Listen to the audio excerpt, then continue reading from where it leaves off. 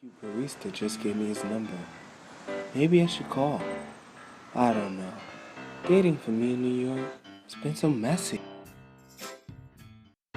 Move to New York. Check. Make friends. Check. Find a career. Check. Find love? Nah, that's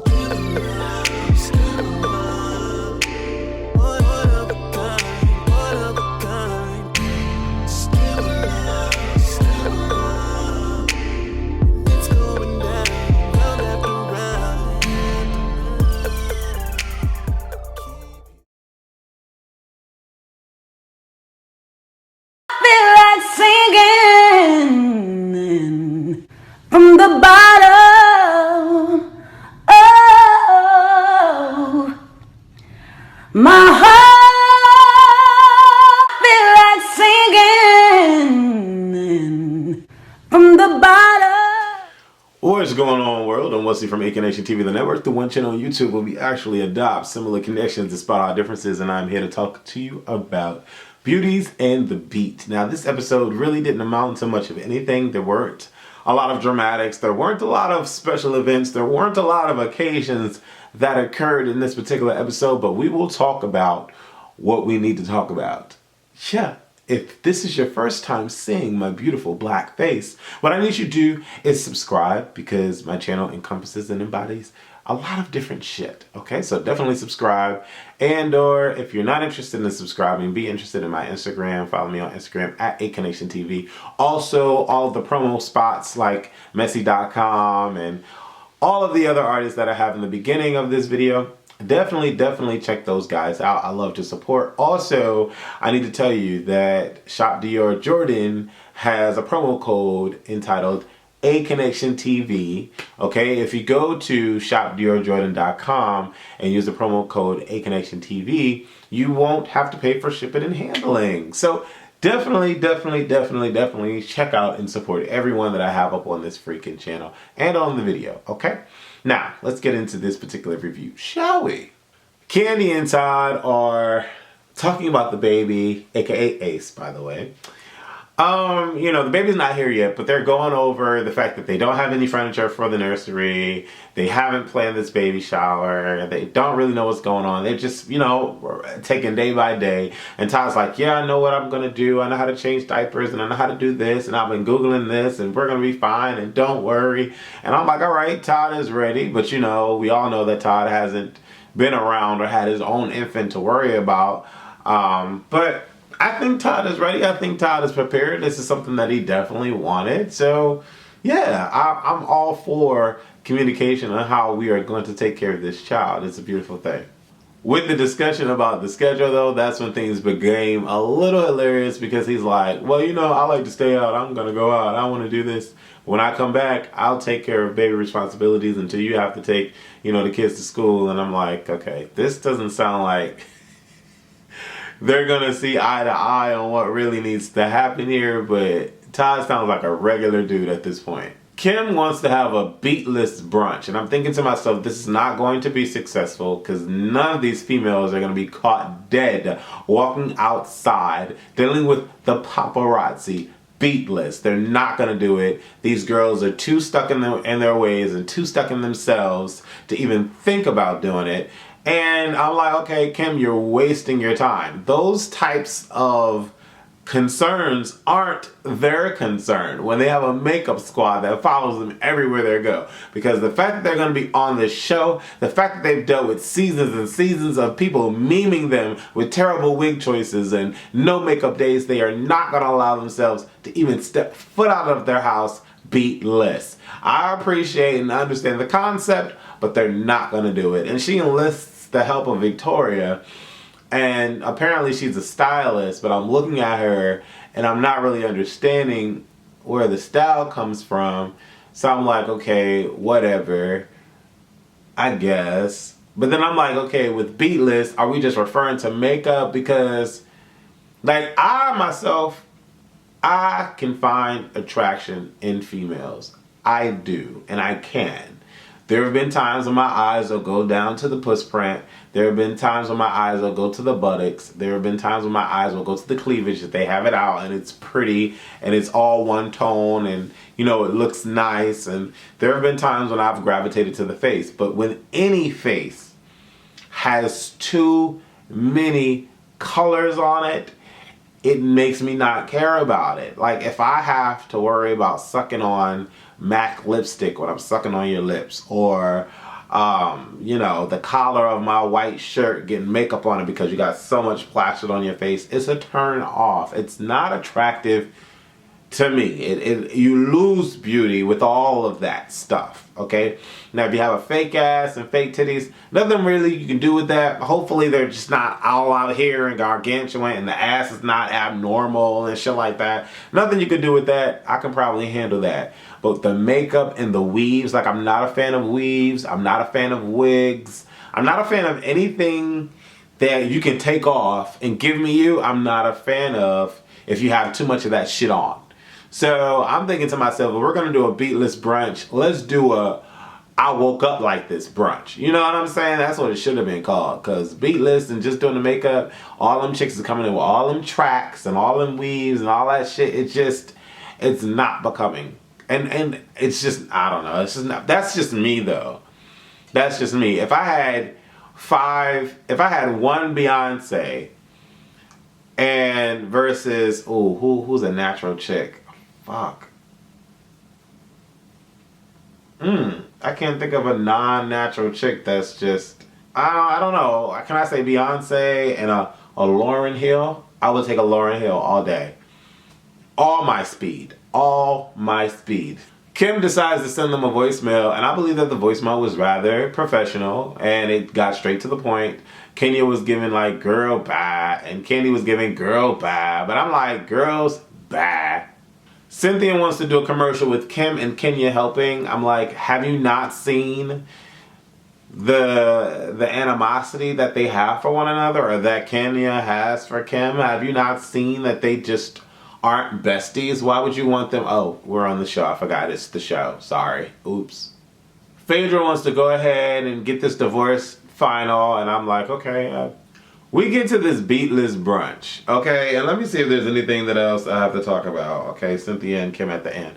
We get to this beatless brunch, and the only one that shows up beatless, and it makes sense, is Sheree. And the only reason why it makes sense is because Sheree hasn't been on TV in years. So her concern, the level of concern that she has for someone walking out, like her walking out and getting a mugshot, alright. Like nobody's really checking for her that much unless it has anything to do with Chateau Sheree. So she's been keeping a very low profile, or at least I haven't seen her on my screen or any kind of blog that I come across regularly, because I really don't go in to read the blogs.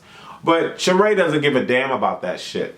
And I think even if she was still on the show, she probably wouldn't care, because Sheree just seems realer than not to me. You know what I'm saying? Sheree is that kind of real as Candy is that kind of real to me. You're not going to get a one-up on Sheree. You're not going to talk behind her back and expect her not to respond. And you're not going to be in a room talking about somebody negatively and not have her have your back, in a sense. So I respect Sheree. I kind of felt that Sheree was going to come back and be like, do I have to be this way, or do I have to? No, Sheree is still doing Sheree, and I respect it. I hope that Sheree just realizes how some of the girls can be and will be. But Sheree is giving me what I need. Candy is still giving me what I need. Kim is giving me what I need. Cynthia, she's cool. I like the fact that she's definitely more bossy about her stuff and about herself. But I don't know. It's just, I don't know. I'm judging these girls on every situation that they get involved with. And this beatless brunch was really, really cool. Now, my message to Kim is, if that is a wig or whatever that shit is on your head, take that off. Because blonde is not your natural color. I have yet to meet a black woman that has naturally blonde hair.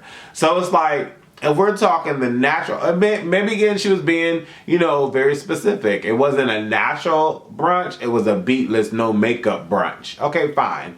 But if we're talking about natural beauty, like take whatever that, if it's not yours, take it completely out, and you should have dyed your hair the regular way. Like that's how I'm looking at it. So I was feeling Kenya and Candy about their, you know, if this is gonna be a natural thing, then all of that shit needs to come out. But obviously we're not gonna talk about breast augmentation and butt lifts and all that shit. Obviously she can't take any of that shit out if she actually got any of that shit. So they was being fucking retarded when they were meeting, like fucking stupid when they were just talking over, take your breast implants out. Fuck out of here, no. Like, if y'all girls can't walk out the house, let's just say, Kim, y'all, like, here's my thing. They should have said it to her and said, Kim, I respect you and all that, and I would love to come to brunch, but I'm not gonna come beatless. That would have been like, I don't understand why it's so fucking complicated for people to do the mature thing or an adult thing. I feel like showing to a party, if it's a white party and you have all multicolored shit,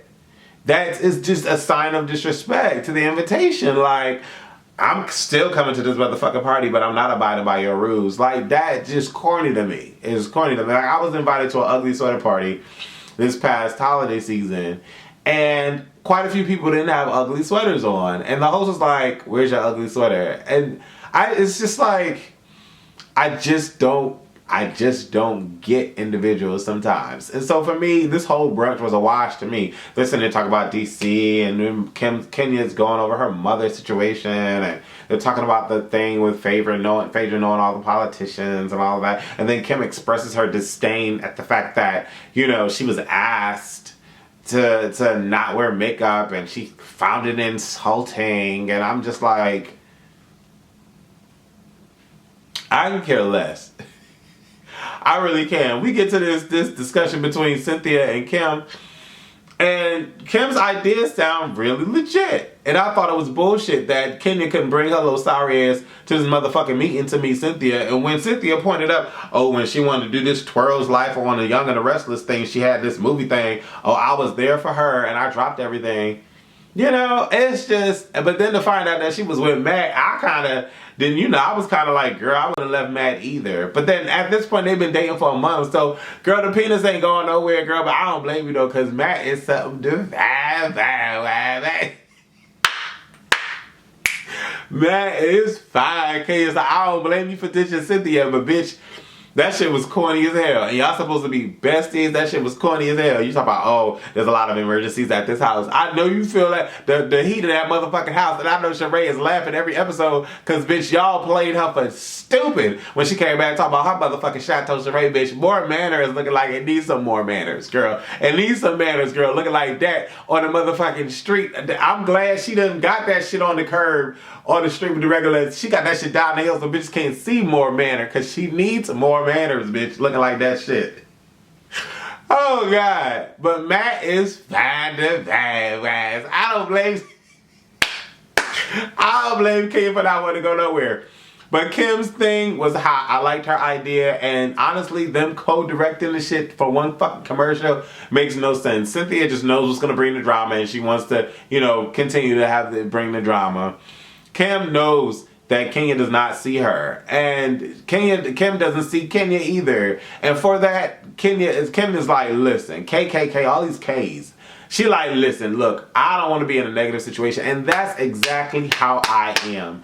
I don't want to deal with any negative bullshit. If you have any negative energy, keep that to yourself. I don't want to be around it. I'm so good. Life is too fucking short for having me having to worry about your fucking hangups and the negative shit that you got boiling up in your insides. Leave me the fuck out of it. I don't want to be around it. I don't want to be around you. I'm done. I want to see from Aconnectiontv, the network. I want to know what you thought about this little ass, quick ass video and my little ass quick ass review. Leave comments below and let me know what you think about this. I'm going to ask you 3 questions.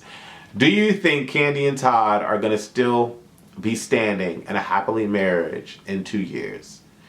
Question number 2. Do you think that Chris is going to leave Kim because of her stint on Real Housewives of Atlanta? Question number 3. Do you think in any one season that Kenya is finally going to be a real housewife of Atlanta? I'm Wesley from Aconnectiontv, the network. Let me know what you thought about those questions. Answer them below.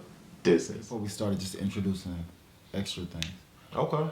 So this is completely like Your site, like it's This not is ran my- through a third party. No, this is your site, launched by you. It's launched by me, created by me. And you have actual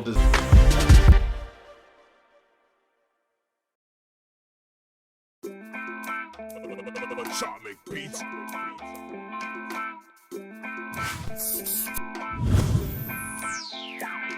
Bright lights in the